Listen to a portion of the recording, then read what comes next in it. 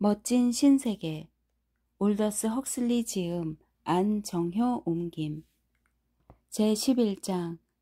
수정실에서 벌어진 소동 이후에 런던의 상부 계급 사람들은 누구나 부하 습성 훈련국장이라기보다는 그 사건 직후에 사임하고 본부에 다시는 발을 들여놓지 않았기 때문에 전직 국장이라고 해야 더 어울릴 이 가엾은 남자의 앞에서 무릎을 꿇고 털썩 주저앉아 그를 이토록 멋진 농담이 정말이라고는 믿어지지도 않을 지경이지만 아버지라고 불렀다는 희한한 인간을 만나고 싶어서 온통 야단들이었다. 그와는 대조적으로 린다는 아무런 관심도 불러일으키지 않아서 그녀를 만나고 싶다는 욕구를 조금이라도 느낀 사람은 아무도 없었다. 어떤 사람을 어머니라고 말한다는 것, 그것은 단순한 농담의 정도를 넘어서 하나의 음란한 행위였다. 그뿐 아니라 그녀는 참된 야만인이 아니었다.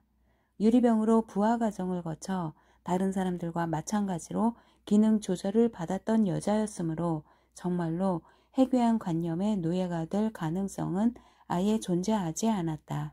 마지막으로 이것은 사람들이 불쌍한 린다와의 만남을 원하지 않았던 가장 큰 이유였는데 그녀의 겉모습이 문제였다.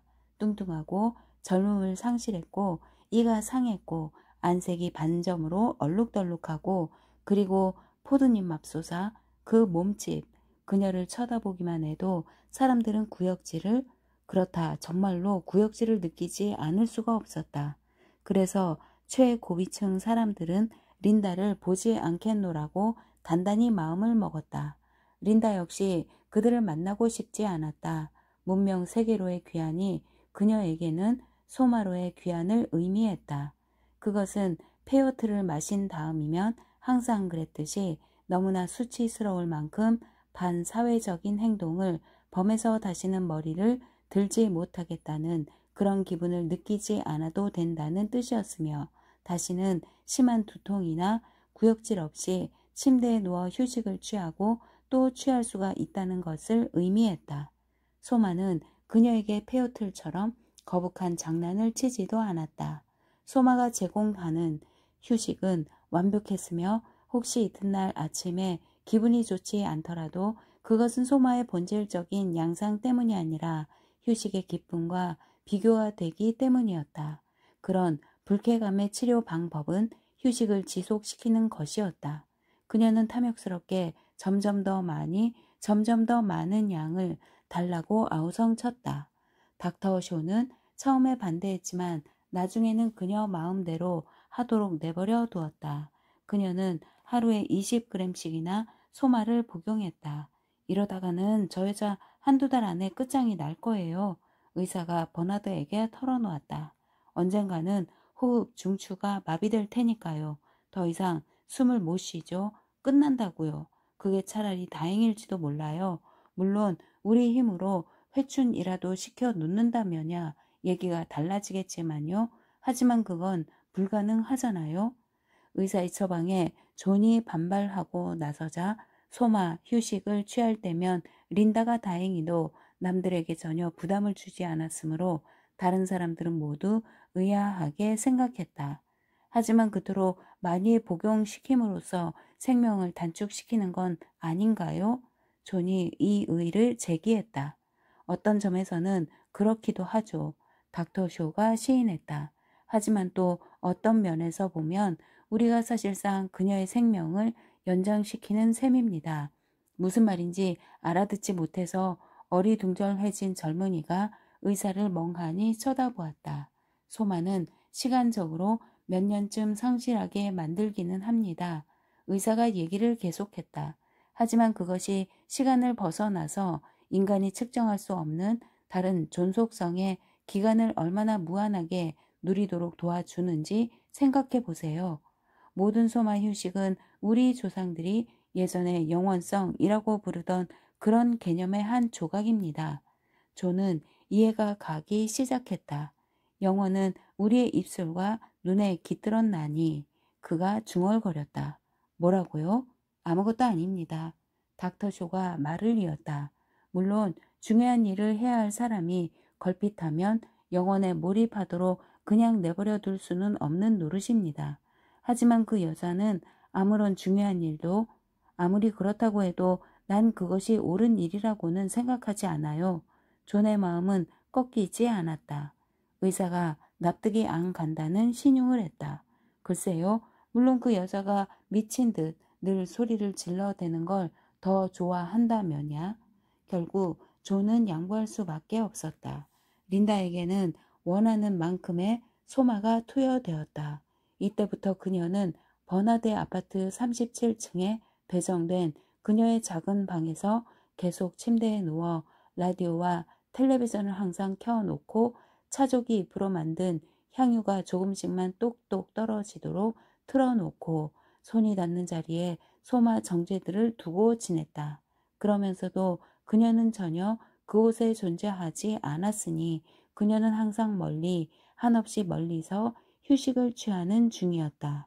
그 세계에는 라디오의 음악이 낭낭하게 울려 퍼지는 빛깔들로 가득한 미궁이었고 미끄러지며 고동치는 미궁을 한없이 따라가면 너무나도 아름답고 필연적인 우회로들을 거쳐 절대적인 신념의 눈부신 중심지에 이르렀다.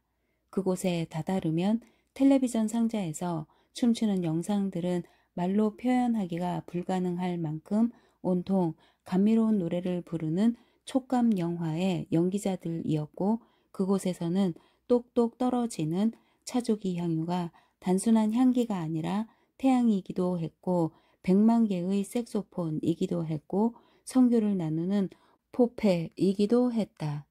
포페의 성교는 훨씬 더 많이 어디에도 비교가 안 될 정도로 영원히 계속되었다. 그래요. 우린 회춘을 일으킬 수는 없어요. 닥터쇼가 결론을 내렸다. 하지만 인간에게서 나타나는 뇌세증의 한 본보기를 관찰할 기회를 얻었다는 사실이 아주 기쁩니다. 이렇게 나를 불러준 걸 대단히 고맙게 생각합니다. 그는 버나드와 다정한 악수를 나누었다. 결국 누구나 다 노리던 인물은 존이었다. 그리고 보호자로 인정을 받은 버나드를 통해서만 존을 만날 수 있었던 까닭에 버나드는 이제 세상에 태어나서 처음으로 단순히 정상적인 인물을 넘어 대단히 중요한 인물로서의 대우를 받는 신분이 되었다.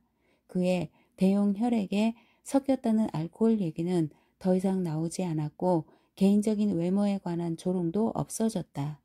헨리 포스터는 일부러 그와 친한 척하려고 애썼으며 베니토 후버는 그에게 6개의 성호르몬 껌을 선물로 주었고 기능 설정 보조원은 버나드가 저녁에 벌이는 모임에 초대받기 위해 쫓아다니며 거의 비굴할 정도로 졸라댔다.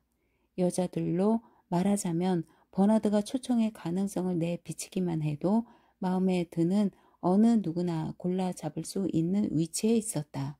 버나드가 나더러 다음 수요일에 야만인을 만나러 오라고 청했어요. 페니가 의기양양하게 말했다. 난 너무나 기뻐요. 레니 나가 말했다. 그리고 이제는 페니도 버나드에 관해서 잘못 알았다는 걸 시인해야 해요. 버나드가 정말로 괜찮은 남자라는 생각 안 들어요? 페니가 머리를 끄덕였다. 그리고 내가 상당히 기분 좋은 쪽으로 놀랐다는 얘기도 해야겠어요. 그녀가 말했다. 유리병 배양실 실장, 기능설정국 국장, 3명의 수정 담당 부총장 보좌관, 정서공학, 대학의 촉감영화 교수, 웨스트민스터 공동체 합창대원장, 보카노스키 처리 감독관, 버나드가 접촉하게 된 유명 인사들의 명단은 끝이 없었다. 그리고 난 지난 주일에 여자를 6명이나 상대했어요. 그는 헬름 홀츠 왓슨에게 털어놓았다.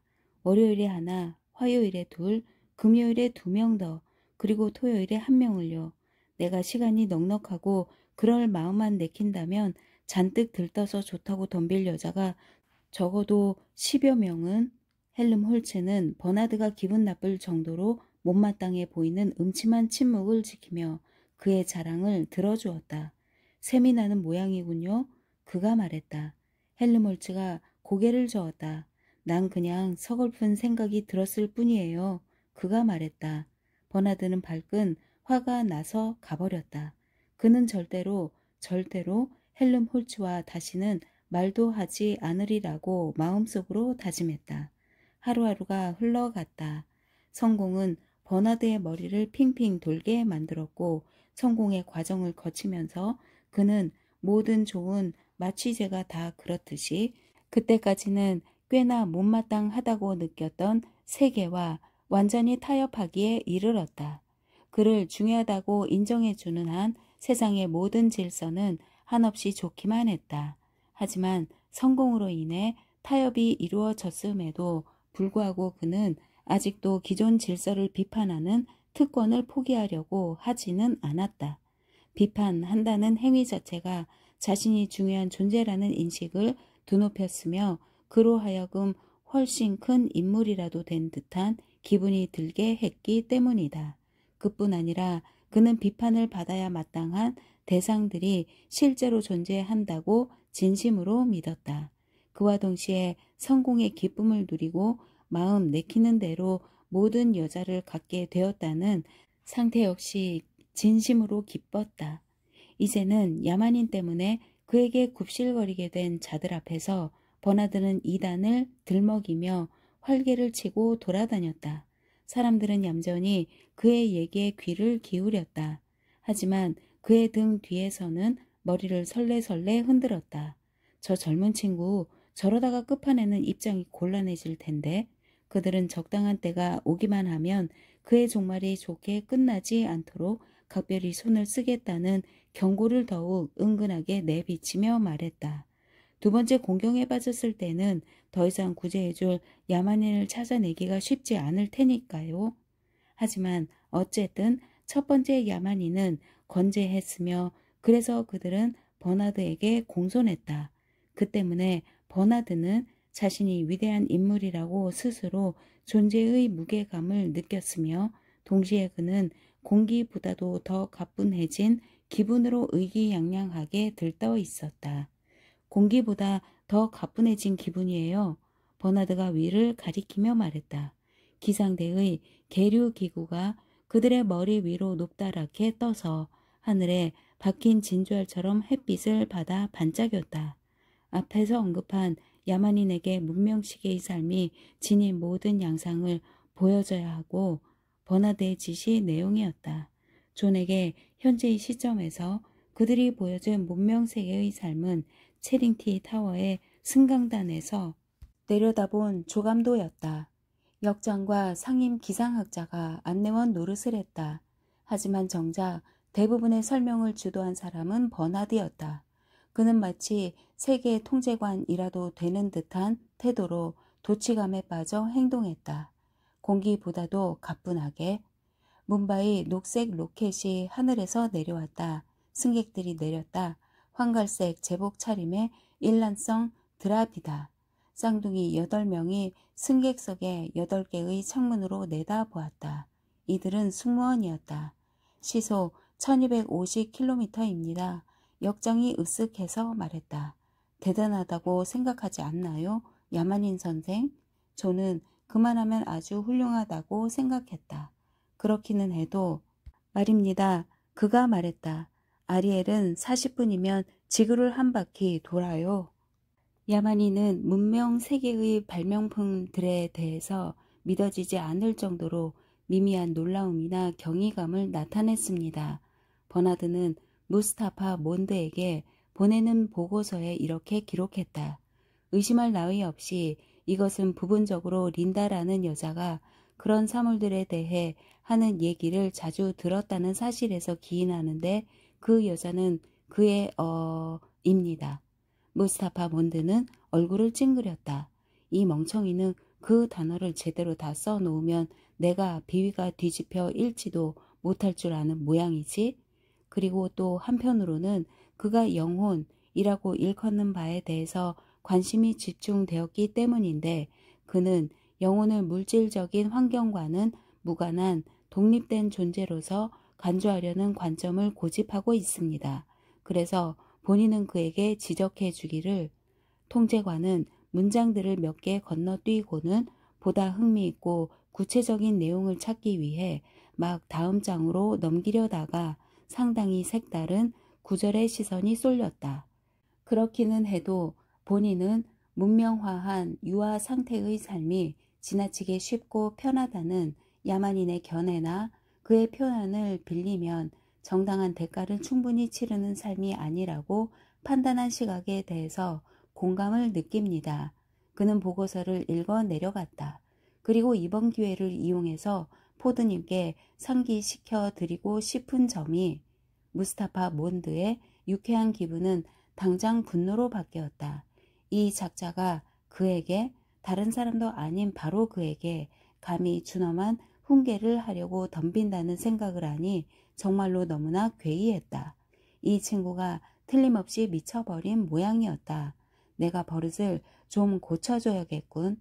그는 혼잣말을 한 다음 머리를 젖히고 큰 소리로 웃었다. 어쨌든 지금 당장은 그럴 만한 때가 아니었다. 헬리콥터의 조명 장비들을 생산하는 자그마한 공장은 전기기구 회사의 자회사였다. 통제관이 발부한 회람 추천장은 마술 같은 효력을 지녀서 그들은 옥상에 내리자마자 기술주임과 인력관리 부장의 깍듯한 영접을 받았다. 하나하나의 과정은 저마다 가능한 단 하나의 보커노프스키 집단에 의해서 운영됩니다. 인력관리 부장이 설명했다. 그리고 그런 방침에 따라 코가 납작하고 피부가 검은 단두형의 델타 83명이 냉각 압연 작업을 담당했다. 매브리코의 적황색 제복을 걸친 56명의 감마들이 4개의 굴대가 달려 철컥거리며 돌아가는 56대의 기계를 조작했다. 주물 공장에서는 뜨거운 열기를 견디는 훈련을 받은 107명의 세네갈계 엡실론들이 일했다. 두개골이 길고 모래 빛깔 머리에 골반이 좁고 하나같이 키가 169cm에서 20mm 이내의 차이밖에 없는 33명의 델타 여자들이 나사못을 잘라내는 중이었다. 조립실에서는 감마 플러스 난쟁이들 2집단이 발전기를 조립하고 있었다. 2개의 나지막한 작업대가 마주 배치되었고 작업대들 사이로 갖가지 부품들을 잔뜩 실은 운반대가 느릿느릿 이동했으며 47명의 금발머리와 47명의 금발머리가 마주보고 도열했다. 47개의 들창코와 47개의 매부리코, 47개의 움푹 들어간 턱과 47개의 튀어나온 턱, 완성된 기계들은 초록색 감마 제복 차림의 젓갈색 머리가 곱슬거리는 8명의 똑같은 여자들에게 검사를 받고는 다리가 짧고 왼손잡이인 34명의 델타 마이너스 남자들의 손으로 상자에 담겼다. 포장된 완제품은 눈이 푸르고 노르스름한 피부에 주근깨가 앉은 반백치 엡실론 63명에 의해서 대기하는 트럭과 짐차에 실렸다. 오, 멋진 신세계여. 그의 기억력에 스며든 어떤 악의에 의해서라기도 한 듯 야만이는 자기도 모르게 미란다의 말을 되풀이했다. 오, 그런 사람들이 살아가는 멋진 신세계여. 그리고 꼭 알려드리고 싶은 게 있어요. 그들이 공장을 나서는데 인력관리부장이 결론을 지었다.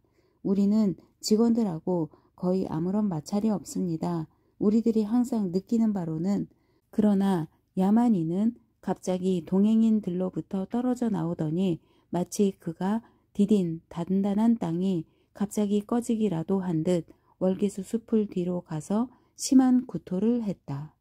야만이는 소마 복용을 거절하고 있으며 그의 인 여성 린다가 한없이 휴식 상태로만 지내기 때문에 무척 상심한 듯 보입니다. 버나드가 보고서를 작성했다. 노망한 의 모습이 지극히 역겨움에도 불구하고 야만인이 그녀를 자주 만나러 가고 깊은 애착을 지닌 것처럼 보인다는 점은 주목할 만한 사실이며 이런 경우에는 불쾌한 대상을 거부하려는 충동이 되겠지만 이른 시기에 길들이기가 타고난 충동들을 보완하거나 심지어는 그에 역행하게끔 인간을 개조하는 효과를 가져온다는 하나의 흥미있는 본보기가 되겠습니다. 그들은 이튼에서 상급 학교 건물의 옥상에 착륙했다. 학교 교정 맞은편에는 52층짜리 럽턴스 타워 건물이 햇빛을 받아서 하얗게 빛나고 있었다.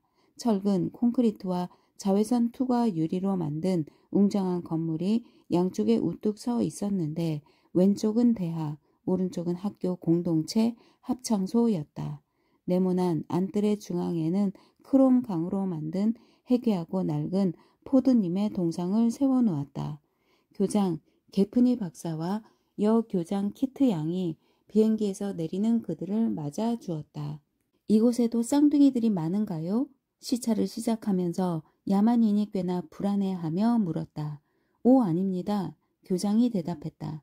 이트는 상류 계급의 소년들과 소녀들만을 위해서 마련된 학교입니다.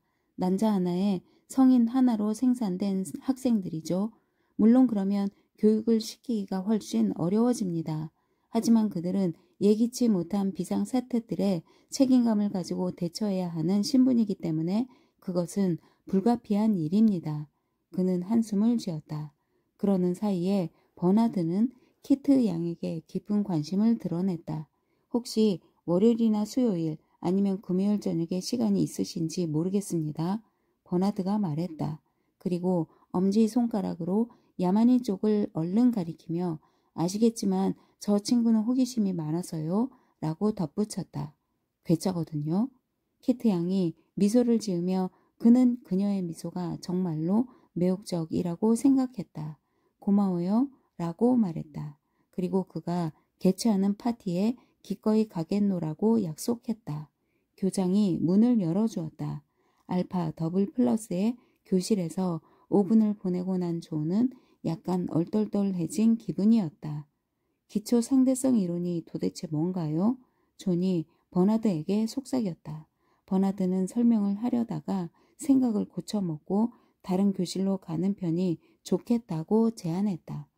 베타 마이너스 7이 강의실로 뻗어있는 복도의 어느 문 뒤에서 짜랑짜랑한 소프라노가 하나 둘 셋 넷 이라고 소리친 다음 짜증스럽고 지친 목소리로 말했다. 쉬어요. 멜서스식 세척이에요. 교장이 설명했다. 이곳 여학생들은 물론 대부분 불임입니다. 나도 역시 불임이고요. 그녀는 버나드에게 미소를 지었다. 하지만 이곳에도 불임 처리를 하지 않은 여자가 800명 가량 있어서 끊임없이 세척을 해야 합니다.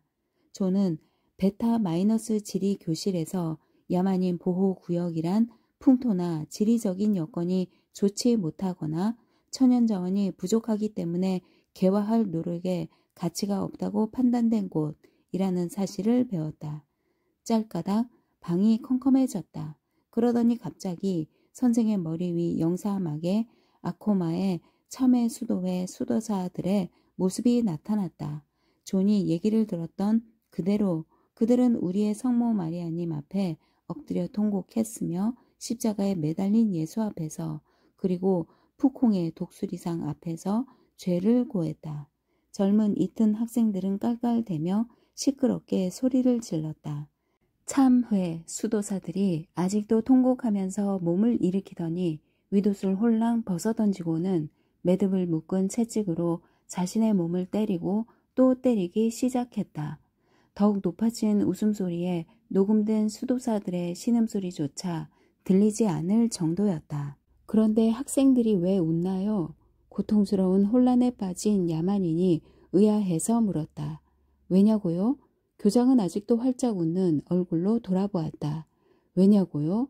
그야 물론 너무나 이상할 만큼 우습기 때문이죠. 버나드는 영화에서 흘러나오는 침침한 빛을 틈타 전에는 완전히 캄캄한 어둠 속에서조차 감히 엄두도 못 냈을 대담한 행동을 감행했다.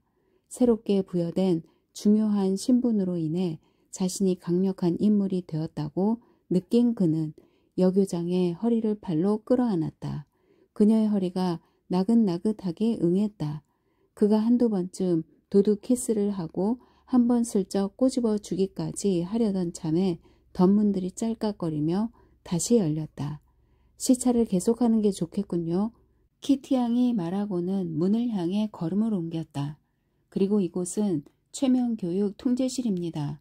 잠시 후에 교장이 말했다.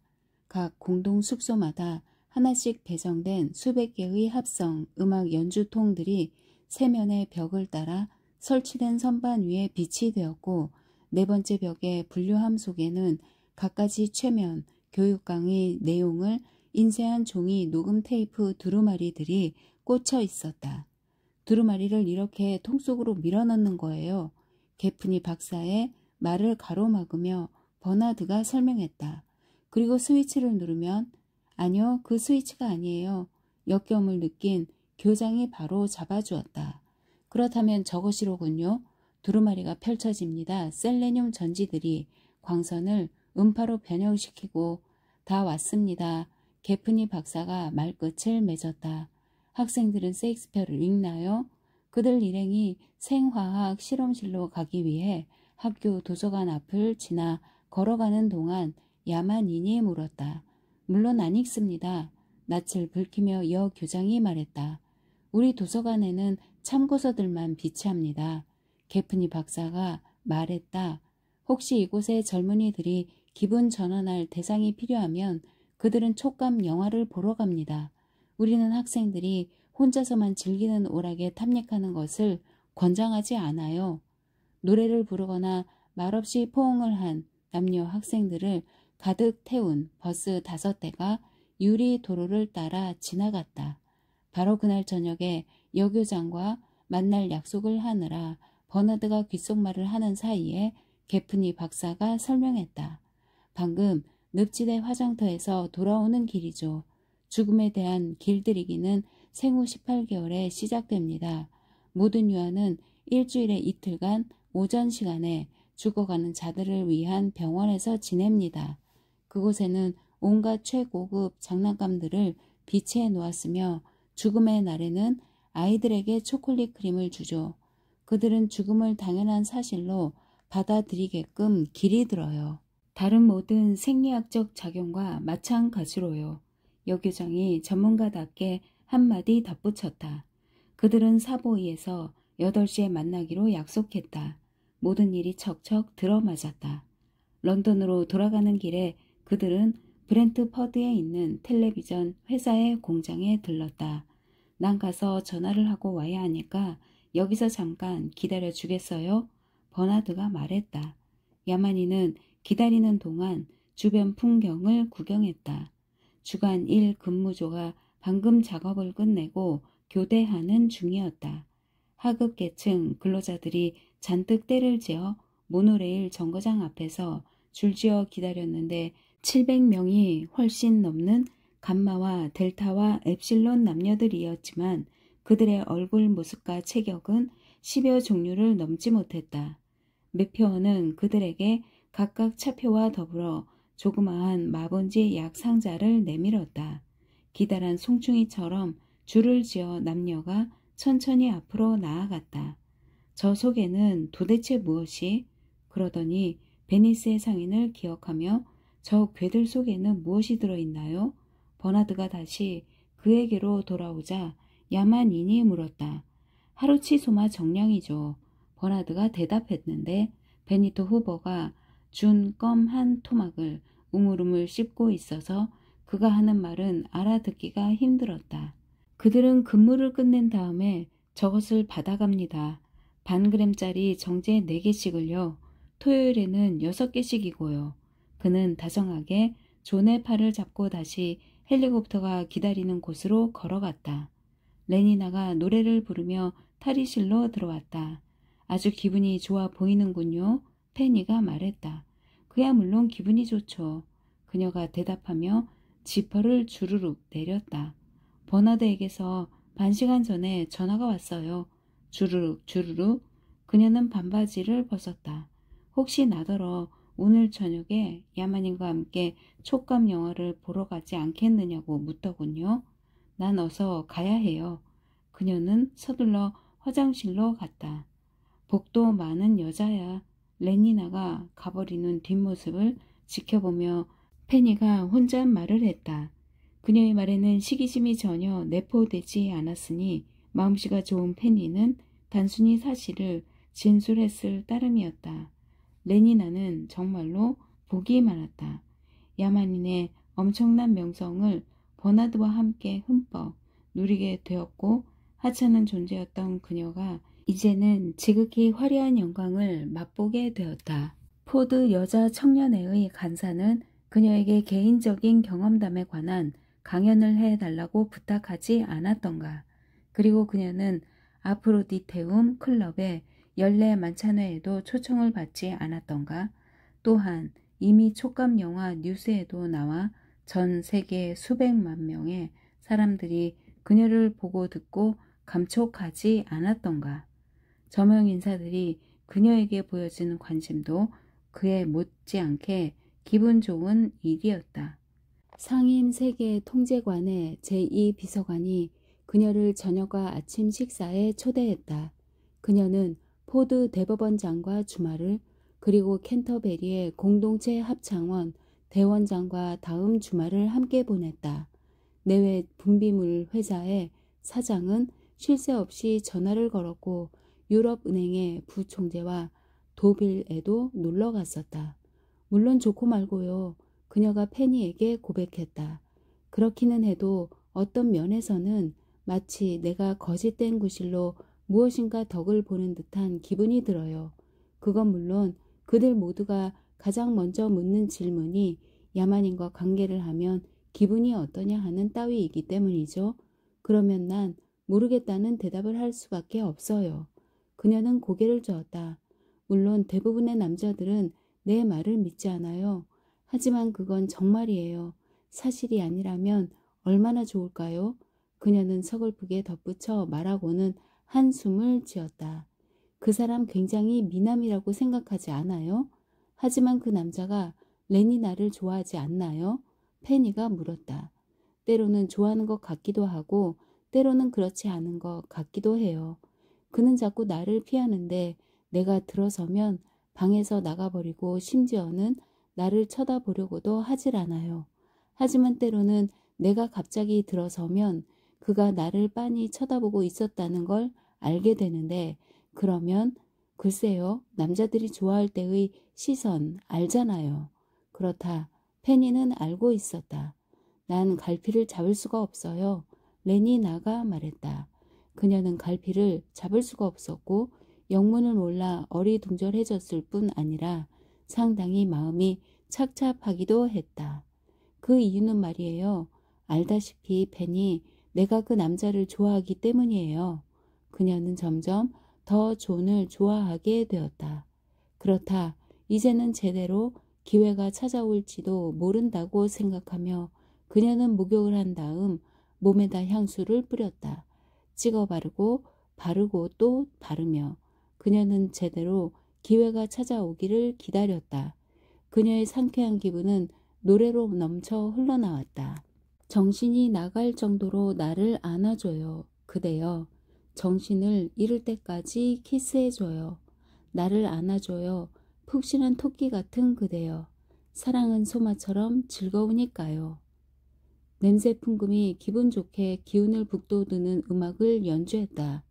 향초들의 기상곡은 백리향과 라벤더, 로즈메리, 꿀풀 박하, 도금냥, 사철쑥이 물결치는 아르페지오로 시작하여 향료나무 장단조를 거쳐 용연향의 전조로 과감하게 이어졌다. 그리고 콩팥 푸딩의 냄새가 스치는 듯하고 돼지똥 냄새도 지극히 미약하게 남아 풍기는 듯 가끔 어울리지 않는 미묘한 냄새가 끼어들기는 했지만 백단향과 녹나무, 삼나무 그리고 갓 베어낸 건초를 거쳐서 처음 이 곡이 시작되었을 때와 마찬가지인 소박한 방향 식물로 천천히 되돌아갔다. 최후의 폭발적인 백리향이 차분하게 가라앉고 한 차례 박수가 터져 나오며 불이 들어왔다. 합성음악 기계 속에서 음향 기록 두루마리가 펼쳐지기 시작했다. 그러자 초바이올린과 슈퍼첼로와 대용 오보에의 삼중주가 나른한 쾌적감으로 주변을 가득 채웠다. 3, 40쯤 되는 소절, 그리고 이런 기악의 연주를 배경으로 삼아 육성보다 훨씬 우렁찬 목소리가 노래를 부르기 시작했다. 목청이 울리는 소리이기도 하다가 머리에서 울려 나오는 소리이기도 하다가 피리처럼 공허한 소리이기도 하다가 그리움이 넘치는 화성들로 가득 차기도 하면서 가스파드 포스터의 극치에 이르는 저음에서부터 크루레치아 아후가리가 역사상 모든 기수들 가운데 혼자밖에 내지 못했던 파열하는 듯한 발성에 1770년 파르마의 국립오페라 극장에서 모차르트를 놀라게 한 가장 높은 C 음보다도 훨씬 높은 전음까지 아무 힘도 안 들이고 훑어나갔다. 레니나와 야마니는 푹신한 특실에 느긋하게 앉아서 냄새를 맡고 귀를 기울였다. 이제는 눈과 피부의 차례였다. 실내의 조명등이 꺼졌고 불타오르는 글자들이 어둠 속에서 떠오르더니 뚜렷하게 자리를 잡았다. 헬리콥터에서 보낸 3주일, 완전 초음향 노래, 합성 발성, 총 천연색 입체 시각, 촉감 영화, 냄새 풍금의 동시 반주. 의자 팔걸이에 달린 금속 손잡이들을 잡아요. 레니나가 속삭였다. 그러지 않으면 촉감 효과를 전혀 느끼지 못할 테니까요. 야마니는 그녀가 시키는 대로 했다. 불타는 글자들이 어느새 사라졌고 완전한 어둠 속에서 10초가 흘렀다. 그러더니 거대한 흑인과 황금빛 머리카락의 젊고 단두형인 베타 플러스 여자가 서로 꽉 껴안은 입체 시각 영상들이 갑자기 나타났는데 피와 살로 이루어진 실물보다 비교가 안 될 만큼 훨씬 더 눈부시고 탱탱해 보였고 현실보다도 더욱 현실감이 났다. 야마니는 깜짝 놀랐다. 엉덩이에서 느껴지는 생생한 감각. 그가 입으로 손을 가져가자 야릇한 느낌이 중단되었다. 손으로 다시 금속 손잡이를 쥐자 그제야 감촉이 다시 시작되었다. 그러는 사이에 냄새 풍금이 순수한 사양을 내뿜었다. 음향 녹음기에서 특급 대역 비둘기가 당장 숨이 넘어갈 듯 오우라는 소리를 냈으며 아프리카인의 저음보다도 낮은 소리가 초당 겨우 32회만 진동하면서 아라고 응답했다. 오우 오우. 입체 시각 영상의 입술들이 다시 맞닿았고 또 한 번 알람브라 극장 안에 모여앉은 6,000명 관객의 안면 성감대가 거의 참기 어려울 정도의 짜릿한 쾌감으로 경련을 일으켰다. 오우. 영화의 줄거리는 지극히 단순했다. 두 남녀가 이중창을 부르고 난 후 기능 설정 보조원에 말맞다나 털이 한 올 한 올 생생하게 느껴지는 곰 가죽 위에서 얼마쯤 성교에 열중하며 처음 오와 아가 몇 분 동안 계속된 다음에 흑인은 헬리콥터 사고를 당해서 머리부터 거꾸로 추락한다. 쿵! 이마가 얼마나 지끈거렸던가. 관객석에서 어이쿠와 아야 소리가 합창처럼 터져나왔다. 뇌진탕의 충격은 흑인이 여태까지 받았던 모든 유도 조건 길들이기 훈련을 엉망으로 만들어 놓는다. 그는 금발의 베타 여자에게 갑자기 독점적이면서 광적인 욕정을 느낀다. 여자가 싫다고 저항하지만 그는 끈질기게 달라붙는다. 싸우고 추적하고 사랑의 경쟁자를 공격하고 결국은 경악을 불러일으킬 만한 납치 사건이 벌어진다. 금발의 베타 여자는 하늘로 끌려 올라가 강간을 당하고 그곳 허공에 떠서 3주일 동안 미치광이 흑인과 더불어 난폭하고 반사회적인 단 두 사람만의 관계를 계속한다. 젊고 미남인 3명의 알파가 온갖 모험을 거치고 공중에서의 여러 묘기가 벌어진 다음에야 마침내 그녀를 구출하는 데 성공한다. 흑인은 성인 재조정 길들이기 본부로 끌려가고 금발의 베타 여자는 그녀를 구출한 3사람의 애인이 된다는 얘기로 영화는 행복하고도 화려한 마무리를 지었다. 3남자와 1여자는 막간의 특급 관현악단 연주와 냄새 풍금에서 나오는 치자 향기에 맞춰 합성 4중창을 불렀다. 그러더니 곰 가죽이 마지막으로 한 번 더 나타났고 색소폰들이 울부짖는 속에서 최후의 입체 시각 키스 장면이 희미해지다가 사라졌다. 최후의 짜릿한 전기 감각이 입술에서 파르르 떨렸다. 입술의 떨림은 죽어가는 나방처럼 점점 더 약하게 파닥였고 조용해지다가 결국 생명이 다한 듯 사라져갔다. 하지만 레니나는 나방이 완전히 죽었다고 느껴지지 않았다. 불들이 켜지고 수많은 사람들과 함께 승강기를 향해서 천천히 걸어가는 동안에도 영화의 은은한 감촉은 그녀의 입술에서 아직도 파닥거렸다. 그녀의 피부를 타고 흐르며 갈증과 쾌락의 미묘하고도 떨리는 자취를 남기고 계속해서 진동했다. 그녀의 두 뺨이 발갛게 상기되었고 두 눈은 이슬방울처럼 반짝였으며 호흡까지 거칠어졌다. 그녀는 야만인의 축 늘어진 팔을 잡아서 자신의 허리에다 감고 꼭 눌렀다. 그는 잠깐 동안 그녀를 내려다보았는데 그의 고통스럽고 창백한 얼굴에서는 욕망을 느끼면서 동시에 욕망을 부끄러워하는 표정이 역력했다. 자신에게는 그럴 만한 자격이 없다는 생각이 들었다. 두 사람의 시선이 잠깐 마주쳤다. 그녀의 시선이 얼마나 고귀한 보물들을 약속해 주고 있는가. 여왕이 베푸는 열정이라는 몸값. 그는 황급히 시선을 피하며 레니나의 손에 잡혀 있던 발을 빼냈다. 그는 자신이 부족한 인간이라는 인식을 느끼게 만드는 그녀의 존재의 가치가 끝나 버리지는 않을까 하는 막연한 두려움을 느꼈다. 난 당신이 그런 것들을 봐서는 안 된다는 생각이 듭니다. 과거에 이미 이루어졌거나 혹시 미래에 이루어질지도 모르는 그녀의 완전함에 대한 몰락의 탓을 레니나 자신보다는 주변의 환경 탓으로 서둘러 전가시키며 그가 말했다. 그런 것들이라뇨, 존? 이런 한심한 영화 따위요. 한심하다니요? 레니나는 진심으로 놀랐다. 하지만 난 영화가 좋았다고 생각하는데요. 그건 천박한 영화였어요.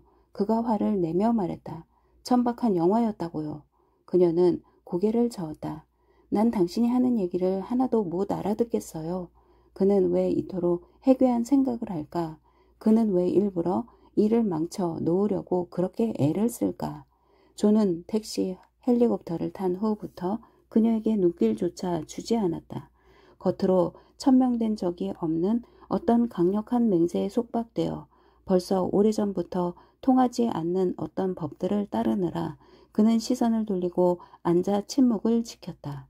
끊어질 듯 팽팽한 현을 손가락으로 튕기기라도 한 듯 가끔 그의 온몸이 갑작스럽게 신경질적으로 떨렸다. 헬리콥터는 레니나의 아파트 옥상에 내려앉았다. 마침내 기회가 왔어. 택시에서 내리며 그녀는 환희에 차서 생각했다. 비록 방금 전만 해도 그가 그토록 해괴한 태도를 보이기는 했지만 이제는 마침내 때가 온 것이다. 전등 밑에 서서 그녀는 손거울을 들여다보았다. 그렇다. 드디어 때가 왔다. 그녀의 코끝이 짐작했던 대로 땀이 맺혀 약간 반짝였다. 그녀는 분첩에서 풀썩거리는 가루를 털어 묻혔다. 그가 택시 헬리콥터 값을 치르는 동안 얼굴을 매만질 시간이 겨우 났다. 그녀는 반짝거리는 부분에 분가루를 문질러 바르며 생각했다. 존은 정말로 미남이야. 그러니까 버나드처럼 소심하게 굴 필요가 없어. 그렇기는 해도 다른 남자라면 누구라도 벌써 오래전에 그걸 했을 텐데 어쨌든 이제는 드디어 기회가 왔다고. 동그랗고 작은 거울 속에 담긴 얼굴이 그녀에게 미소를 지었다. 잘 있어요. 그녀에 대해서 볼멘 목소리가 말했다. 레니나는 휙 몸을 돌렸다. 존은 택시문 옆에 서서 뚫어져라 그녀를 응시하고 있었는데 보아하니 레니나가 콧등에 분을 바르는 동안 줄곧 그녀를 지켜보고 있었던 듯했다. 도대체 왜 그랬을까?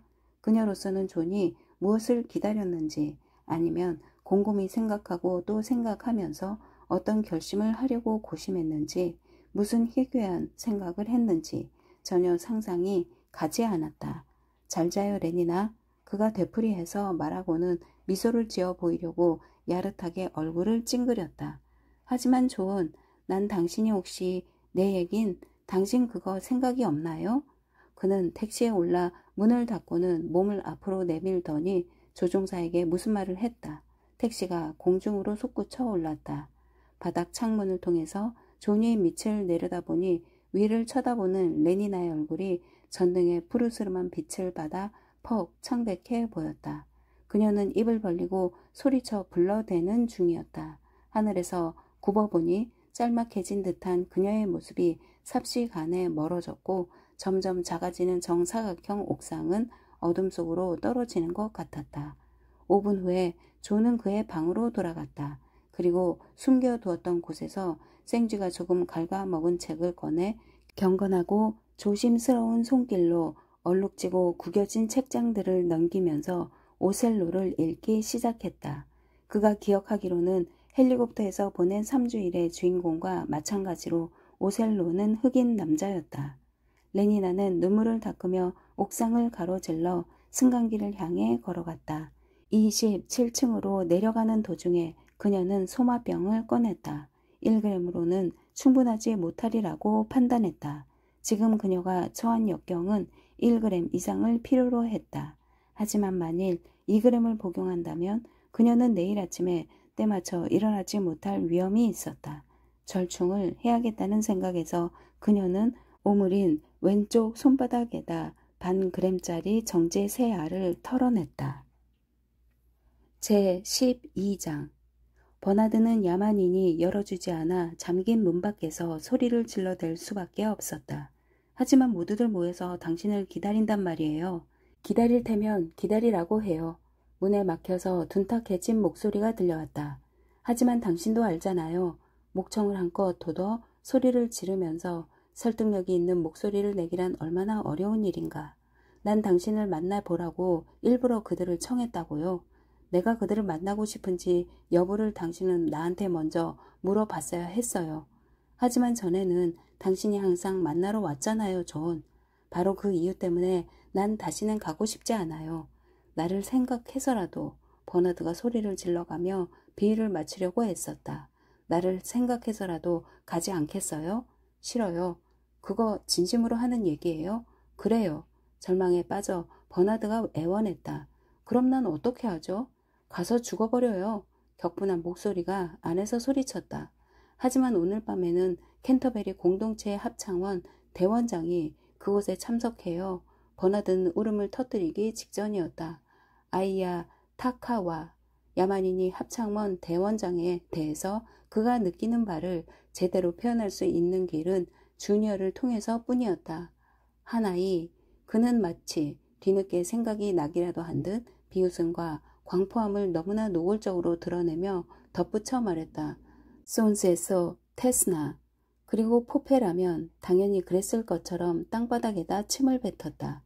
결국 버나드는 잔뜩 위축되어 마지못해 그의 방으로 되돌아가서 초조해하는 사람들에게 오늘 저녁 모임에는 야만인이 참석하지 않으리라는 말을 전했다. 이런 통보를 받고 사람들은 격분했다. 남자들은 평판이 좋지 않고 이단적인 견해를 제멋대로 피력하는 하찮은 인간에게 속아서 지금까지 자신들이 겸손하게 행동했다는 데 대해 화가 났다. 지위가 높으면 높을수록 불만은 그만큼 더 심했다. 나한테 이런 장난을 치다니? 합창원 대원장이 여러 차례 되풀이해서 말했다. 감히 나한테 말이야. 한편 여자들은 그가 태아였을 때 병 속에 실수로 알코올이 들어갔다고 알려진 초라하고 작달막한 남자에게 감마 마이너스 체격의 남자에게 속아서 몸을 주었다는 생각에 분하고 억울해서 화를 냈다. 그것은 모욕적인 사건이었으며 여자들은 그런 반발을 점점 더 노골적으로 드러냈다.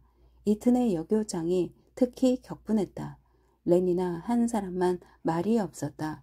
푸른 눈에 깊은 수심이 구름처럼 낀 채 창백한 얼굴로 한쪽 구석에 앉아 있었다. 그녀는 누구와도 공감하지 못하는 감정 때문에 주변의 모든 사람들과 단절감을 느꼈다. 그녀는 초조하면서도 이상한 환희를 느끼며 모임에 참석했다. 몇 분만 지나면 뜻을 이루게 되겠지. 그녀는 방으로 들어서면서 혼잣말을 했었다. 그를 만나 얘기를 하고 내 마음을 알려줄 거야. 그녀는 단단히 마음을 다져먹고 온 터였다. 내가 자기를 좋아한다는 사실을 지금까지 내가 만났던 어느 누구보다도 더 좋아한다는 걸 말이야. 그러면 아마도 그이는 결국 그는 무슨 말을 하려나? 그녀의 뺨으로 피가 화끈거리며 몰렸다. 지난번 밤에 촉감 영화를 본 다음 그이는 어째서 그토록 이상하게 굴었을까? 너무나 묘했어. 하지만 나는 그가 정말로 나를 좋아한다고 믿어. 절대적으로 믿어. 바로 그 순간에 버나드가 야만인이 모임에 참석하지 않는다고 발표했다. 레니나는 격렬한 열정 대치 처리 요법이 시작될 때 일반적으로 느끼는 모든 감각을 무서운 공허감과 숨 막히는 불안감과 구토증을 갑자기 느꼈다. 그녀는 심장의 고동이 멈추는 것 같았다.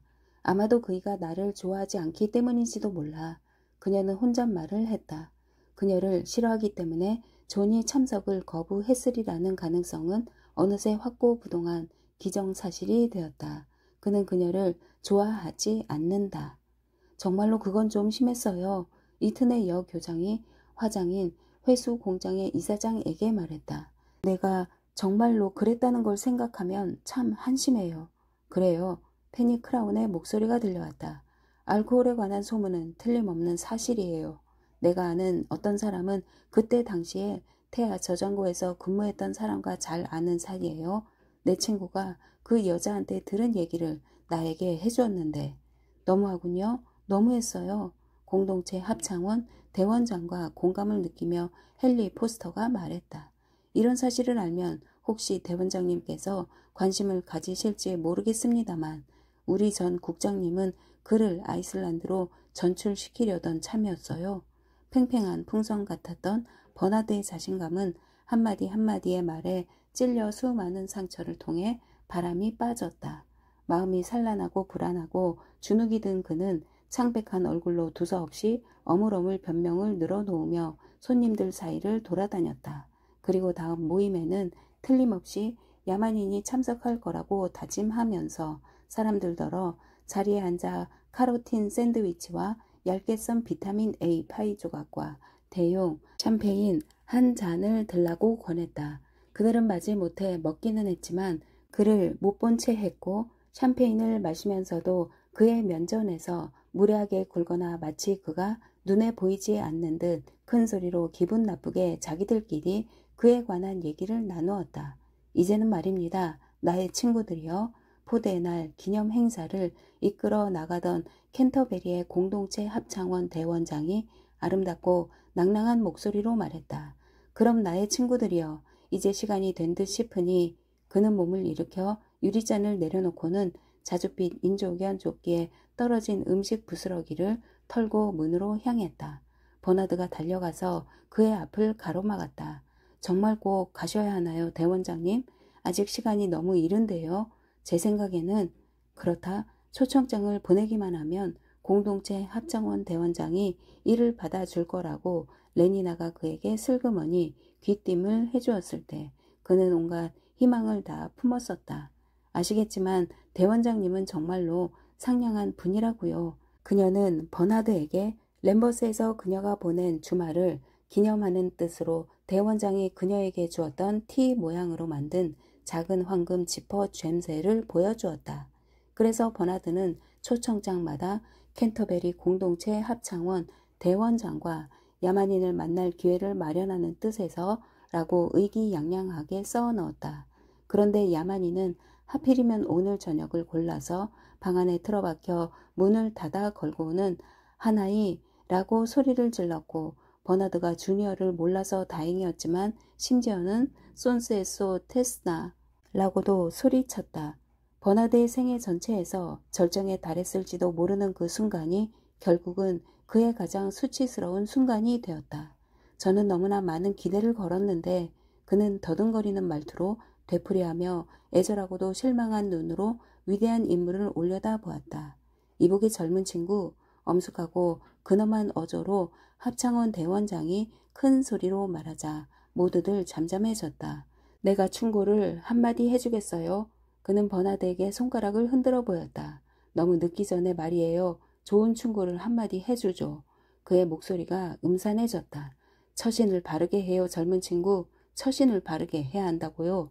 대원장은 그의 머리 위로 티를 긋고는 돌아섰다. 우리 레니나, 그가 어조로 바꿔서 말했다. 나하고 같이 갑시다. 고분고분하게. 하지만 그녀에게 베풀어진 영광을 전혀 인식하지 못해서 미소를 짓거나 우쭐해 하지도 않으며 레니나는 그를 따라 방에서 나갔다. 다른 손님들도 적절한 시간 간격을 두고 뒤따라 나갔다. 마지막 사람이 문을 쾅 닫았다. 버나드는 완전히 혼자 남았다. 구멍이 뚫려 완전히 바람이 빠져버린 그는 의자에 털썩 주저앉아 두 손으로 얼굴을 가리고 흐느껴 울기 시작했다. 하지만 몇 분 후에 그는 생각을 고쳐먹고 소마 네 알을 먹었다. 위층 그의 방에서 야만이는 로미오와 줄리엣을 읽고 있었다. 레니나와 합창원 대원장은 램버스 궁전의 옥상에서 내렸다. 어서 서둘러요 우리 젊은 아가씨. 승강기 입구에서 대원장이 초조하게 소리쳤다. 달을 구경하느라 잠깐 우물쭈물하던 레니나가 눈을 떨구고는 옥상을 가로질러 그에게로 달려갔다. 무스타파 몬드가 방금 다 읽은 논문의 제목은 새로운 생물학 이론이었다. 그는 깊은 생각에 잠겨 얼굴을 찡그리고 얼마 동안 앉아있다가 펜을 집어 속 표지에다 갈겼었다. 저자가 목적성 개념을 다루는 수학적인 방법은 아주 우수하고 새롭지만 이단적인 면이 보이기 때문에 현재의 사회체제에서는 위험한 반발의 잠재력을 지닌다. 출판 불가. 그는 출판을 금지한다는 마지막 말에다 밑줄을 그었다. 저자는 감시의 대상이 되어야 한다. 그를 세인트 헬레나의 해양 생물연구소로 전출시킬 필요가 있을지도 모름. 불쌍하구만. 그는 서명을 하면서 생각했다. 그것은 사실 걸작이라고 해야 마땅할 작품이었다. 하지만 일단 목적성에 제대로 입각해서 설명들을 받아들이기 시작하면 그렇다. 그러면 결과가 어떻게 될지는 알 길이 없었다.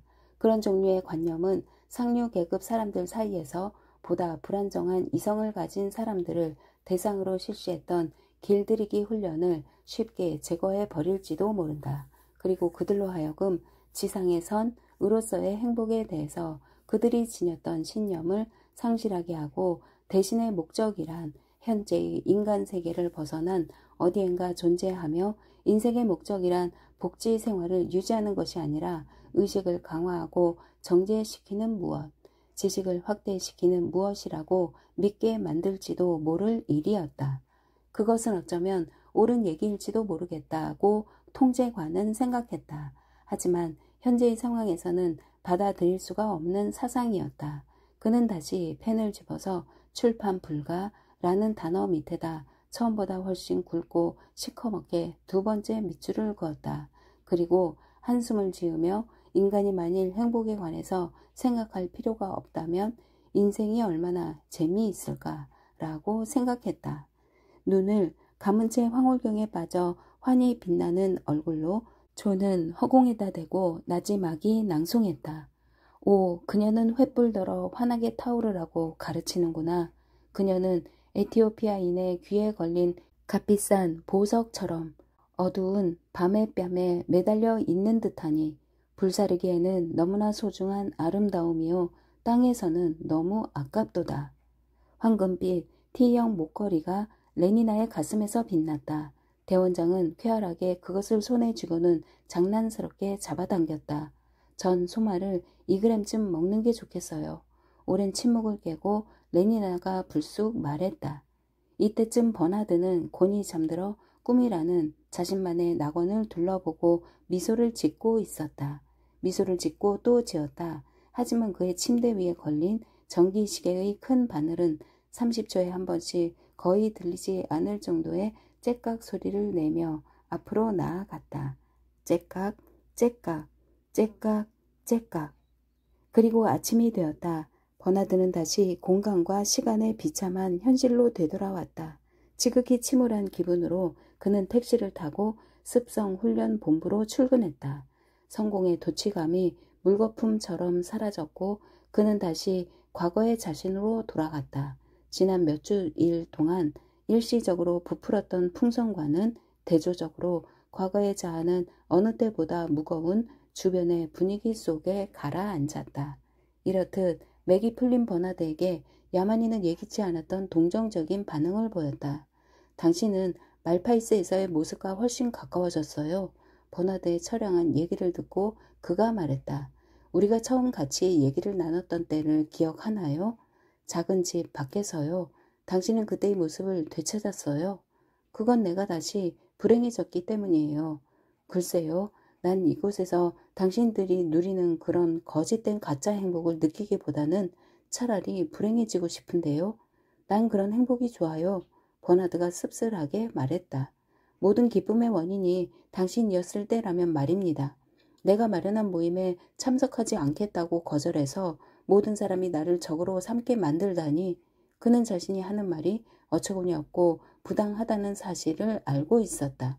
그토록 하찮은 실수를 저질렀다고 해서 적으로 돌변의 사람을 괴롭히려는 못된 친구들에 관해서 방금 야만인이 한 모든 얘기의 진실성을 속마음으로 받아들였고 나중에는 공공연히 그렇게 시인하기까지 했다. 하지만 이런 사실을 시인하면서도 친구의 동정과 공감이 이제는 그에게 남은 유일한 위안이라는 것을 알면서도 버나드는 야만인에 대한 순수한 애정과 함께 은밀한 불만을 뒤틀린 마음속에 계속 품고 있었다. 그래서 그에게 약간의 분풀이를 하려고 여러 작전을 곰곰이 궁리해 보았다.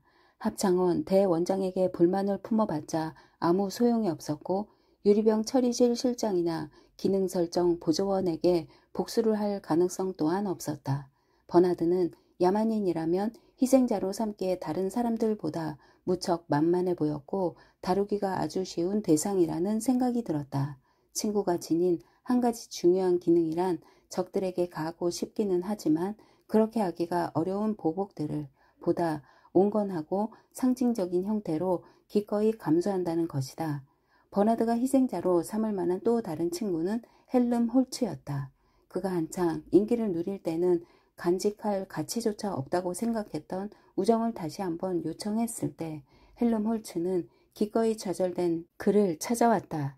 헬름 홀츠는 마치 그들 사이에 마찰이 있었다는 사실을 완전히 망각한 듯 불평이나 비판조차 없이 그에게 우정을 그냥 베풀어 주었다. 버나드는 그런 너그러움 앞에서 감동과 동시에 부끄러움을 느꼈다.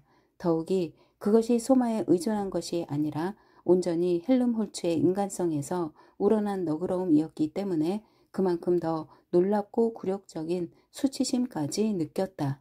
잊어버리고 용서하는 너그러움을 베풀기 위해 헬름 홀츠는 반 그램의 소마를 취할 필요가 없었다. 헬름 홀츠에게는 그것이 그냥 몸에 밴 일상적인 태도였다. 버나드는 친구를 되찾기 위해서 크나큰 위안을 얻었으므로 마땅히 고마워했고 또한 화가 나기도 했다. 그의 너그러움에 대해서 헬름 홀츠에게 복수하는 일은 기쁜 일이 될 것이다. 사이가 멀어진 후에 처음으로 만난 자리에서 버나드는 비참해진 그의 삶에 관한 얘기를 잔뜩 늘어놓은 뒤 위안을 받았다. 찜찜한 부끄러움을 느끼게 만드는 일이었지만 며칠이 지난 다음에야 그는 공경에 처했던 게 자기 혼자만이 아니었다는 사실을 깨닫게 되었다. 헬름 홀츠 역시 당국과 마찰을 겪었다고 했다. 어떤 글 때문에 생긴 일이었죠. 그가 설명했다. 난 3학년 학생들에게 고등 감정공학 시간에 평범한 내용의 강의를 했어요. 12회의 강의에서 7번째는 가군에 관한 것이었죠. 정확히 얘기하자면 도덕적인 선전 활동과 광고에 있어서 시의 용도에 관한 고찰이었어요.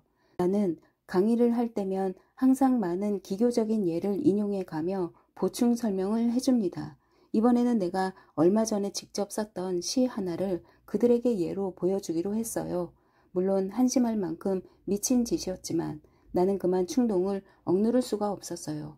그가 웃었다. 난 그들이 어떤 반응을 보일지 호기심이 생겼죠.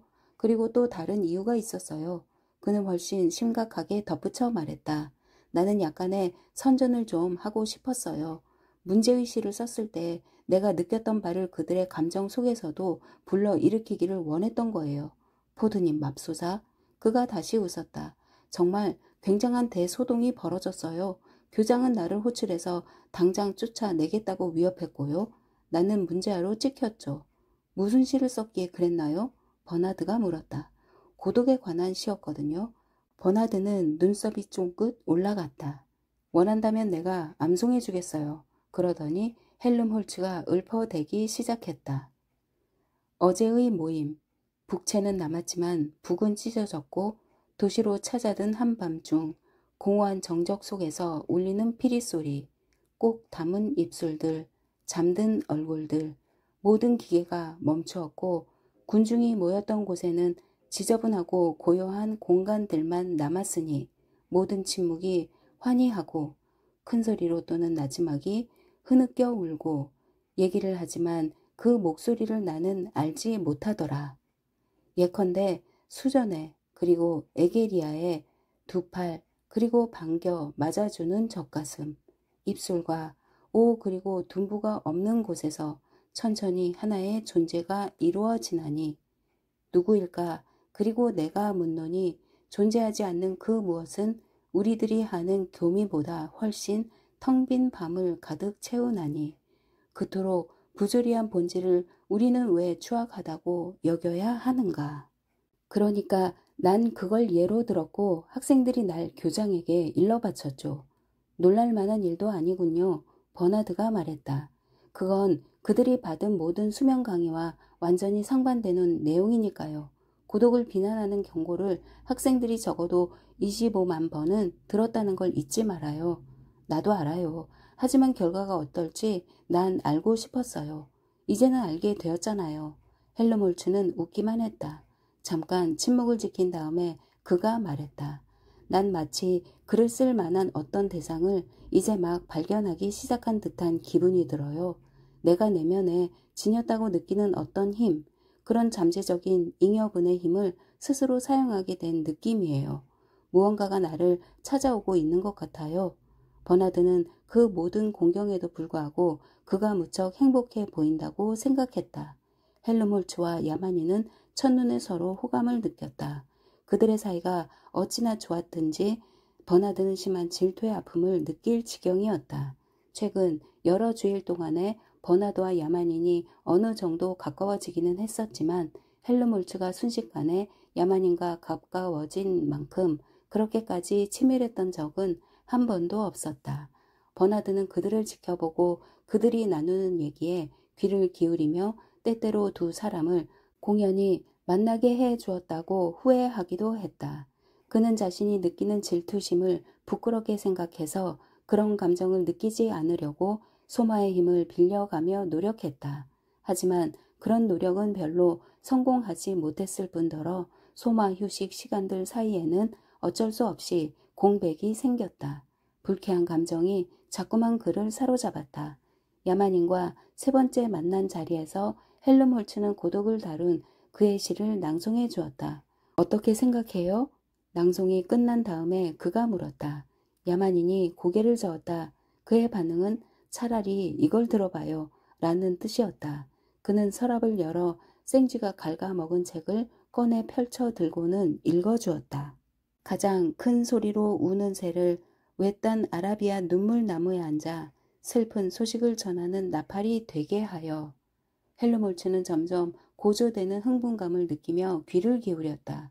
외딴 아라비아 눈물나무라는 구절에서 그는 깜짝 놀랐고 그대의 소리치는 예언자여 에서는 갑자기 기뻐하며 빙그레 미소를 지었다. 그런가 하면 포악한 모든 날개에 달린 새들아 에서는 핏기가 뺨으로 몰렸지만 죽음의 음악에서는 얼굴이 창백해지더니 여태껏 드러내지 않던 격한 감정을 보이며 몸을 떨었다. 야만이는 계속해서 읽어 내려갔다. 이렇듯 속성이 뒤흔들리니 자아는 같지 아니하고 하나의 본성의 명칭만 둘이었으니 둘로도 하나로도 불리지 못하니라. 이성 자체가 혼란에 빠졌으니 분열이 함께 자라는 것을 보고 흥겹고도 흥겹구나 낭독을 가로막으려고 버나드가 불쾌하고 커다란 소리로 웃으며 말했다. 꼭 친목 창가 같네요. 그는 자기를 좋아하는 것보다 훨씬 더 서로를 좋아하는 두 친구에게 복수를 하려는 생각이었다. 그 후 두세 차례 다시 만나는 과정에서 그는 이런 하찮은 보복 행위를 자주 반복했다. 헬름홀츠와 야만인이 각별히 좋아하는 보석 같은 시를 그가 훼손시키거나 욕되게 하면 두 사람이 모두 심한 고통을 받았기 때문에 보복은 지극히 효과적이고도 간단한 방법으로 이루어졌다. 결국 헬름홀츠는 또 다시 그런 식으로 방해를 했다가는 버나드를 방에서 쫓아내겠다고 겁을 주었다. 그러나 다음 만남에서 가장 굴욕적인 방해는 이상하게도 헬름홀츠 자신이 저지르고 말았다. 야만이는 로미오와 줄리엣을 큰 소리로 읽는 중이었는데 항상 자신이 로미오이며 레니나는 줄리엣이라고 생각했기 때문에 강렬하고도 떨리는 격정에 휩싸인 상태에서 읽어 내려갔다. 헬름홀츠는 두 연인이 처음 만나는 장면의 대사를 어리둥절하면서도 흥미있게 들었다. 정원에서 벌어지는 장면은 시적인 감흥이 그를 기쁘게 해주었지만 거기에 묘사된 감정은 웃음이 절로 나오게 만들었다. 여자 하나 갖기 위해 그토록 수선을 떨다니 그것은 퍽이나 우스꽝스러운 짓이었다. 하지만 대사를 한 구절 한 구절 자세히 뜯어 살펴보면 거기에 담긴 감정의 구조는 기막힌 걸작품이었다. 이 친구 말입니다. 그가 말했다. 그만하면 이곳의 최고 선전 기술자들이 완전히 무색해질 지경이로군요. 야만인이 의기양양하게 미소를 짓고는 계속해서 읽어 내려갔다. 모든 일이 그런대로 무사하게 넘어갔지만 산막의 마지막 장에서 캐플릭과 그의 아내가 줄리엣을 강제로 페리스와 결혼시키려고 못살게 굴기 시작하면서 사정이 달라졌다. 헬름홀츠는 이 대목이 진행되는 동안 줄곧 초조해했다. 야만인이 애처롭게 줄리엣의 대사를 읊었다. 내 가슴 속의 슬픔을 꿰뚫어 보는 자비로운 마음이 저 구름 속에 없나요? 오 사랑하는 어머니시여, 저를 버리지 마옵시고 이 결혼을 한 달, 한 주일만 미루시거나 그렇지 못하시겠으면 티볼트가 누워있는 저 컴컴한 무덤 속에 신방을 차려주소서. 줄리엣의 이 대사가 나오자 헬름홀츠는 걷잡을 수 없는 폭소를 터뜨렸다. 괴이하고도 음탕한 존재들인 어머니와 아버지가 딸더러 그녀가 원하지도 않는 어떤 사람을 가지라고 강요하다니. 그리고 멍청한 젊은 여자는 어쨌든 한순간이나마 좋아하는 사람이 따로 있다는 사실을 얘기하지도 않다니. 그렇지 않아도 어처구니 없는 음담패설 같기만 하더니 이쯤 되자 견딜 수 없을 정도로 웃겼다. 그는 터져 나오려는 웃음을 참느라 무척 애를 썼다. 하지만 고뇌에 차서 떨리는 야만인의 목소리로 사랑하는 어머니 라는 말이 나오고 티볼트가 죽어서도 화장을 하지 않아 컴컴한 무덤 속에서 인을 낭비한다는 내용을 듣고는 더 이상 견딜 재간이 없었다. 그는 웃고 또 웃었으며 결국 얼굴로 눈물이 줄줄 흘러내렸다. 그가 걷잡을 수 없이 마구 웃어대는 동안 격분한 나머지 얼굴이 새파랗게 질린 야만인이 책 너머로 그를 쳐다보았다. 아직도 웃음이 계속되자 그는 화가 나 책을 덮고는 몸을 일으키더니 돼지 앞에 놓인 진주를 치우는 듯한 동작으로 책을 서랍 속에 넣고 잠가버렸다. 그렇기는 해도 말이죠. 헬름홀츠가 사과할 여유가 생길 만큼 겨우 숨을 돌리고 나서 설명을 들어달라고 야만인을 달랜 다음에 말했다. 이쯤에서는 그런 우스꽝스럽고 미치광이 같은 상황이 필요하다는 건 나도 이해를 하겠는데 하기야 그보다 더 잘 써낼 수도 없는 노릇이겠죠. 그 늙은 친구는 왜 그토록 뛰어난 선정 기술자가 되었을까요? 그건 그를 흥분시킬 만큼 한심하고 괴로운 일이 너무나 많았기 때문이에요. 사람이란 상처를 받거나 좌절하지 않고는 정말로 훌륭하고 액션처럼 통찰력이 깊은 표현들을 생각해낼 수가 없어요. 하지만 아버지와 어머니라니. 그는 고개를 저었다. 당신은 아버지와 어머니 얘기가 나오는데도 내가 진지한 표정을 지은 채 버티라고 기대해서는 안 되죠. 그리고 한 남자가 어떤 여자를 갖느냐, 못 갖느냐 하는 걸 가지고 누가 그런 식으로 흥분을 하겠어요? 야만이는 기가 죽었지만 깊은 생각에 잠긴 듯 물끄러미 마룻바닥만 쳐다보던 헬름홀츠는 아무것도 눈치채지 못했다. 그건 말도 안 됩니다. 한숨을 지으며 그가 결론을 지었다. 그런 식으로는 안 되죠. 우린 훨씬 광적이고 폭력적인 어떤 요소가 필요합니다. 하지만 그것이 무엇일까요? 그게 무엇이죠? 우린 그것을 어디에서 발견할 수가 있을까요? 그는 잠깐 침묵을 지키더니 고개를 저으며 다시 입을 열었다. 난 모르겠어요. 모르겠다고요.